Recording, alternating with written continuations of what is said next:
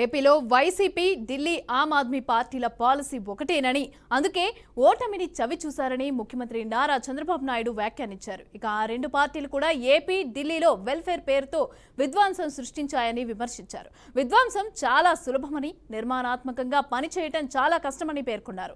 సంపద సృష్టించలేని వ్యక్తులకు బటన్ నొక్కే అధికారం ఎక్కడుందని అన్నారు. ఇక సంపద సృష్టించలేని ప్రభుత్వానికి ఆదాయం పెంచలేని నేతలు ఎందుకని ప్రశ్నించారు. ఇది సమాజానికి పెద్ద ప్రమాదం అని తెలిపారు. కొందరు నేతలు సంక్షేమ కార్యక్రమాల పేరుతో అవినీతి చేస్తున్నారని ఆరోపించారు.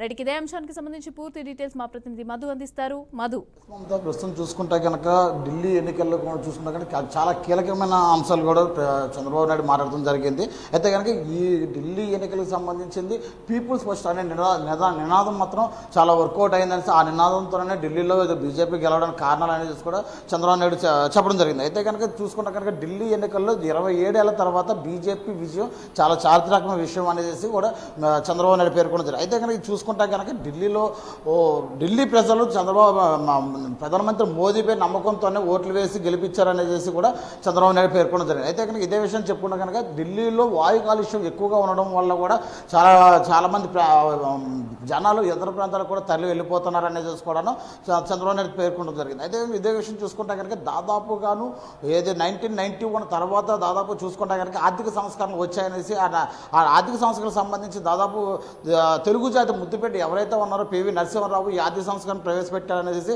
అప్పటి నుంచి కూడా అంటే 1991 తన నుంచి 1924 దాకా కూడా మన ద్రవ్యోల్బణం రేటు చాలా చూసుకుంటే 9 రెట్లు పెరిగిందనేది చూసుకుంటే చంద్రబాబు నాయుడు పేర్కొనడం జరిగింది. అయితే కనుక ఇదే అంశం చూసుకుంటే కనుక డాలర్తో పోల్చుకుంటే దాదాపు అంటే తెలుగు రాష్ట్రాలకు సంబంధించి దాదాపు $3,000 ఉందనేసి, అదేవిధంగా బీహార్ ఇతర ప్రాంతాలు చూసుకుంటే కనుక దాదాపు $750 మాత్రమే ఉందనేసి.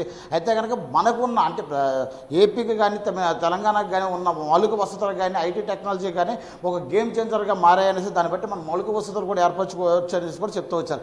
అయితే విధంగా చూసుకుంటే కనుక ఆ పార్టీ కనుక ఓడిపోవడానికి కారణాలు చూసుకుంటే కనుక కనీసం ఢిల్లీ సమస్యలు కానీ ఎప్పుడు కూడా ప్రజల సమస్య పట్టించుకోలేదని, అదేవిధంగా చెత్త ఎక్కడికక్కడ పేరుకుపోయి ఉండడం వల్ల అదే అతను తీసుకున్న అంటే ఎవరైతే ఉన్నారో కేజ్రీవాల్ తీసుకున్న విధి విధానాలు కానీ ఏది కూడా అమలు చేయడానికి లేదనేది చెప్పడం జరిగింది. అయితే కానీ ప్రస్తుతం చూసుకుంటే కనుక ఇక్కడ జగన్మోహన్ రెడ్డి ఋషికొండలోనూ ఏదైతే ప్యాలెస్ కట్టాడో అదేవిధంగాను కేజ్రీవాల్ కూడా ఢిల్లీలో శేషమహల్ అనేది కట్టడం జరిగింది. అయితే కనుక వీళ్ళంతా కూడా బట్టలు నొక్కడానికి తప్పించి వేరే అభివృద్ధి చెందడానికి కానీ సంపద సృష్టించడానికి కానీ పనికిరారనేసి, అయితే కనుక ఏపీ ప్రజలు కానీ ఢిల్లీ ప్రజలు కానీ ఏదైతే ఇక్కడ సుపరిపాలన మాత్రం తీసుకొచ్చారనేసి మాత్రం చెప్పుకోవచ్చని చంద్రబాబు నాయుడు పేర్కొనడం జరిగింది. మమత.